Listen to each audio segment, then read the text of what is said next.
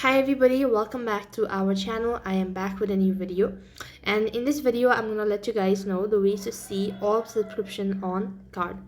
To see all subscription on card, you could check your card statement. So in order to see all subscription on card, you could follow these steps. In order to check your credit card statement or use a digital banking channel as well, you could review your credit card statement each month to find recurring charges. You could find your statement online or by mail. The transaction section of your statement will list all transactions on your account, including purchase charge to the card as well. And likewise, you could also log into your digital bank to view or cancel your subscription. You could find subscription and recurring payment details in the transaction list or through a hub.